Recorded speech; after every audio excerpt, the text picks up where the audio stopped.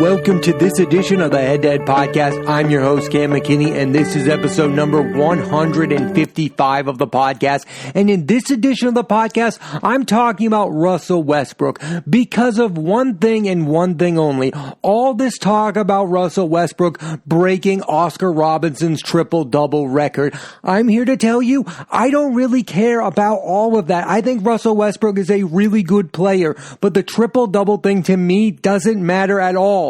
When I think about Russell Westbrook, that's the last thing I think about is all the triple-double, because over the last 4 or 5 years, that's all we've talked about when it comes to Russell Westbrook, that he's averaged a triple-double in 4 of the last 5 seasons. And while that seems impressive, I just don't really care. When I think about Russell Westbrook, I think about the fact that he is tied with Derrick Rose as the most athletic point guard I have ever seen. He can dunk over any human being in the NBA. That is not something we've seen from point guards before Westbrook and before Derrick Rose. They changed the position. That's how they changed it, and he's had a really good career. He's averaged 23 points per game, almost 8 assists a game, and almost 8 rebounds a game. And yes, he can do it all, and I find that to be rare. I just don't care about triple doubles. You know what it reminds me of? It reminds me that year when Miguel Cabrera won the Triple Crown in baseball, and we all said that'll never happen again, and it hadn't happened since the late 60s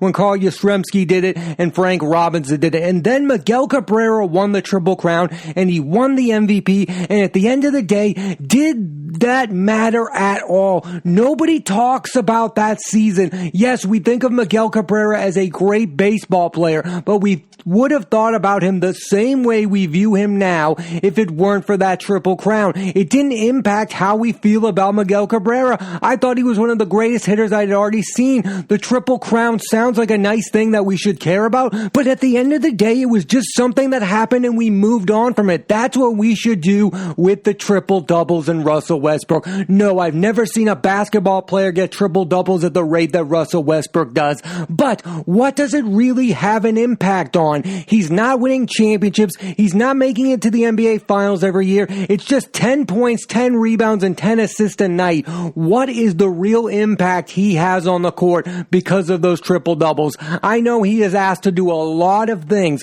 but I also think he has the ball way more than other players had the ball in earlier eras. I mean, let's face facts. The point guards are doing more now than ever before. Remember in the 90s and the 80s and the 70s, basketball was dominated by the big men, so you had to give them the ball. Magic Johnson had Kareem Abdul-Jabbar. Could Magic Johnson have averaged just as many triple doubles as Russell Westbrook did? Yes, I absolutely think so. Jason Kidd was a triple double machine. He doesn't even have anywhere near as many triple doubles as Westbrook, but he could have if he wanted to. I just don't think getting that collection of stats night in and night out is that special for me. I think what's special about Russell Westbrook is his athleticism. Going back to the Miguel Cabrera comparison that I just made, both of those guys kind of won MVPs just because they had those stats. Miguel Cabrera won the MVP because he won the Triple Crown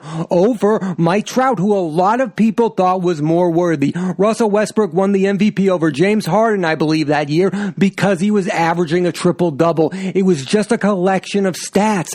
I'm not a massive stats guy. And going back to my comparison to Miguel Cabrera, both of those guys kind of won the MVPs because of a collection of stats. Miguel Cabrera won the MVP because he won the Triple Crown, and he beat out Mike Trout for MVP, and a lot of people thought Mike Trout was more worthy of the MVP. Russell Westbrook won the NBA MVP over James Harden because he averaged a triple-double. Now, Westbrook should have been a candidate for that award, but only because the Thunder were way better than they should have been. They just lost Kevin Durant, but I think what ultimately ended up winning him the MVP was the fact that he averaged 10 points, 10 rebounds, and 10 assists, and I think that's maddening. I also think that when you talk about Russell Westbrook, you have to talk about the era that he's playing in. He is playing in the era of the three-point shot, and he is really bad from free. I mean, he is not very good. He's about 30% from free for his career, and at one point in his career,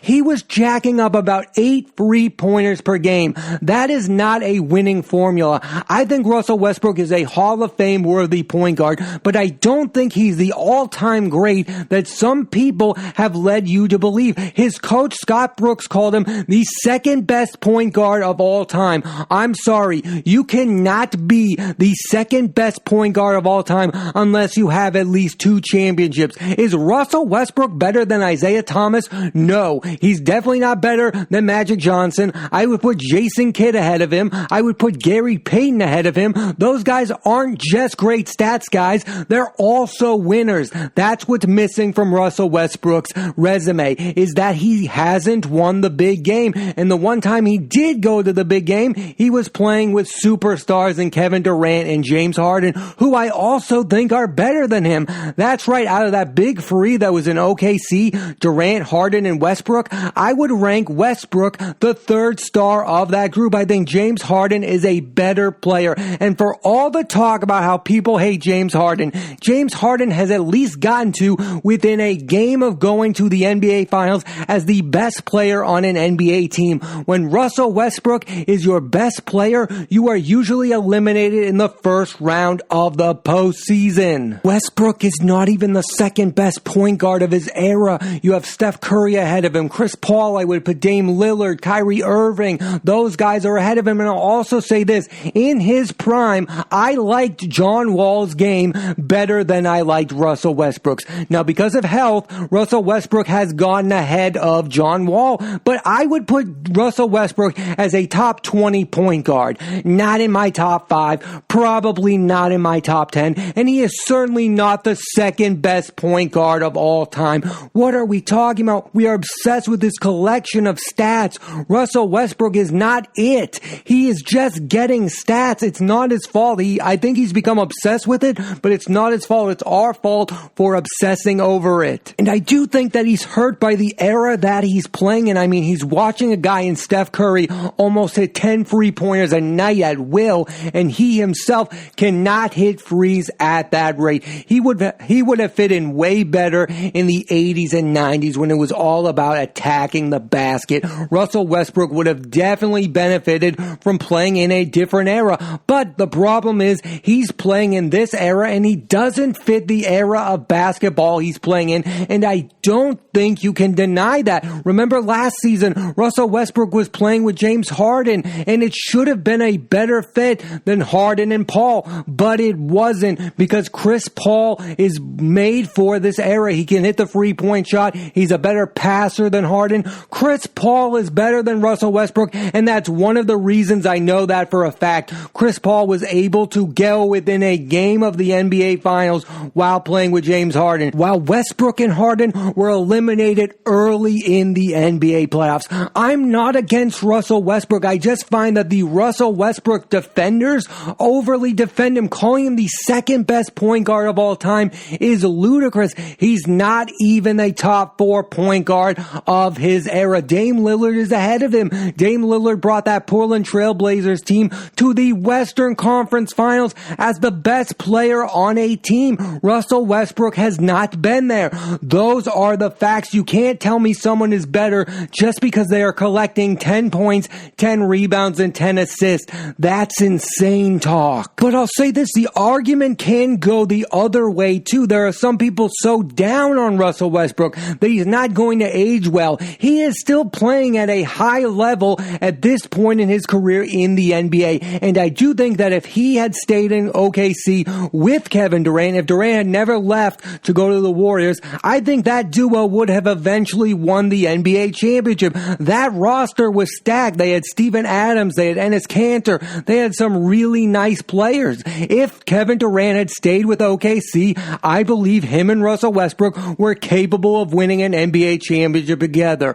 But that didn't happen, and now we are where we are, and Westbrook is still without an NBA title. So I cannot call him the second best point guard of all time. I'm sorry, I would put him in my top 20. There are guys I would put ahead of him. I mean, there are even other guys who haven't won NBA championships that are point guards that I would put ahead of Russell Westbrook. Steve Nash, come on. Steve Nash is a better NBA player than Russell Westbrook. What are we talking about? I mean, Steve Nash was playing ahead of his time. If Steve Nash were playing in this era, he would be hitting threes at the rate of Steph Curry. That's how good Steve Nash was at the free 3-point shot. Steve Nash would have fit in great in this era. Russell Westbrook is playing in this era, and I don't think he fits very well in it. I also think, like me, there are so many other NBA fans that are annoyed at this narrative of the triple-double. It's become everything about the player. I mean, early on in his career, he was exciting to watch with Durant, Ibaka, Harden. They were the next it team, and that team broke up. Russell Westbrook stays with the Thunder, which was by far the best decision Russell Westbrook has ever made, because signing that long-term contract with the Thunder basically got him that MVP award, because he was now the man, and he was going to be able to do whatever he wanted to do, and he was going to be looked as the hero in OKC, while Durant was going to be viewed as the villain. So I give him a lot of credit for making that decision, because there are other NBA stars in this league that immediately when Kevin Durant walked out would have asked out of OKC, and he stayed there, and he had some really good seasons with Paul George, without Paul George, although they were eliminated in the first round every season after Durant left. But give him credit for that. But then the narrative became he's the triple-double guy, and I think that's really kind of hurt his career. Every time I watch him, I just think, oh, he's going after that triple-double, and whether I'm right or wrong, that's how I view him, as the triple-double guy. And then I have that thought, well, if he's having a bad shooting night, why does it matter that he gets those 10 assists and 10 rebounds? I think it's just become a part of what he does as a player.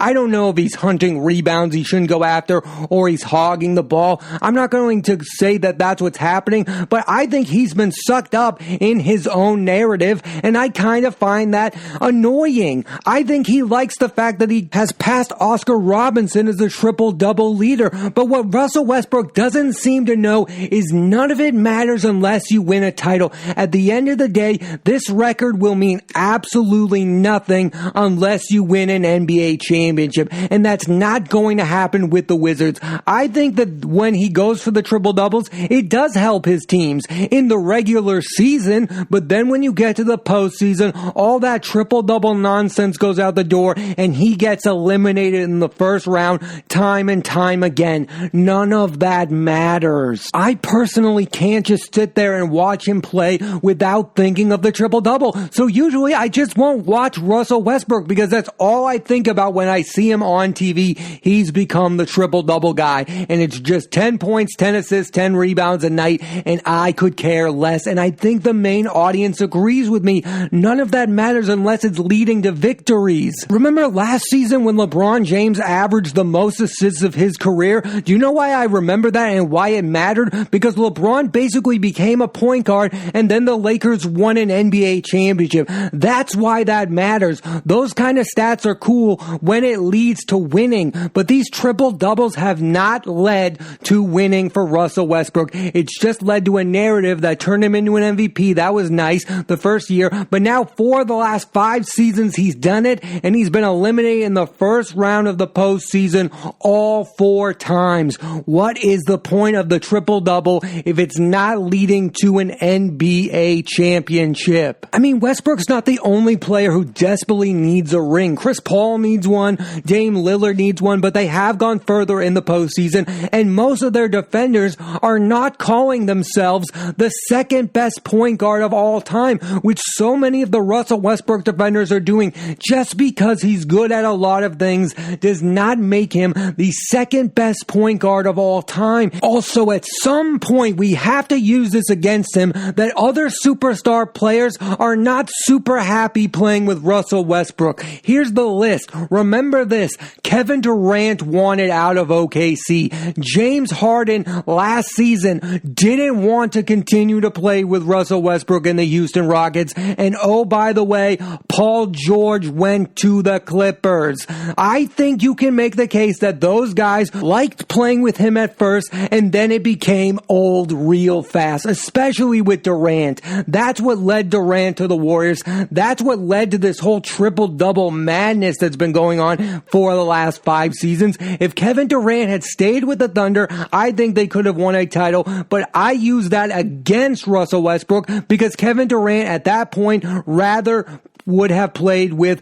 Klay Thompson, Draymond Green, and Steph Curry. And Russell Westbrook is somewhat to blame for that. It's not all his fault, but you have to put that into the equation. I feel like because Russell Westbrook decided to stay with the OKC Thunder and become loyal, we gave him a pass for a lot of his flaws. And that gets me to this season, which is driving me insane. So a lot of you want to give Russell Westbrook credit for barely helping get the Wizards to the postseason when Bradley Beal is the one having the MVP-like season. That's what you want to do. Scott Brooks wants to call Russell Westbrook the second best point guard era when he is watching Bradley Beal, arguably the best shooting guard right now, get his team in the postseason, and he wants to give away all that credit to Russell Westbrook, who at the beginning of the season was playing putrid. Now he's playing like an all-star and the Wizards are going to make the postseason, but guess what? They're going to get eliminated early anyway.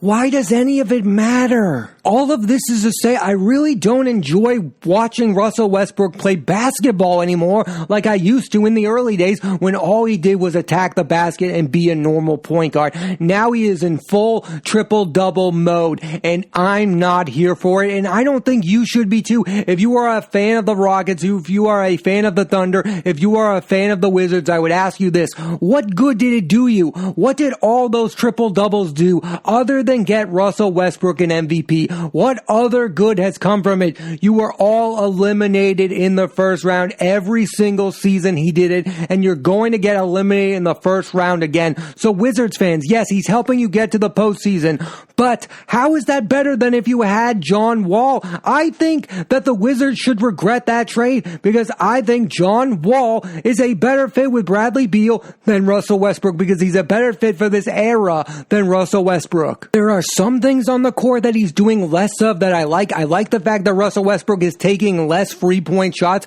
because he is really bad at the free-point shot, but there are other things that I just find insane. Like, why does he seem to care so much about the 10 assists and the 10 rebounds? The Wizards are having this success because of Bradley Beal. It's the Bradley Beal show, and now it's being taken over by Russell Westbrook, and I don't think that's for the better. I think these last 4 of these 5 seasons have been a lost cause for Westbrook. Yes, he's gotten the MVP. Yes, we talk about him all the time, and so many people are overrating him. I think at the end of the day, he is a top 20 point guard who has taken over NBA circles because he averages a triple-double, and for me, that's not good enough. There are guys doing way better that we don't talk about. Like, think about the fact that there are some people who don't like Steph Curry, who is an NBA champion. That guy is head and shoulders above Russell Westbrook, and I'm not trying to be mean about it. I think Russell Westbrook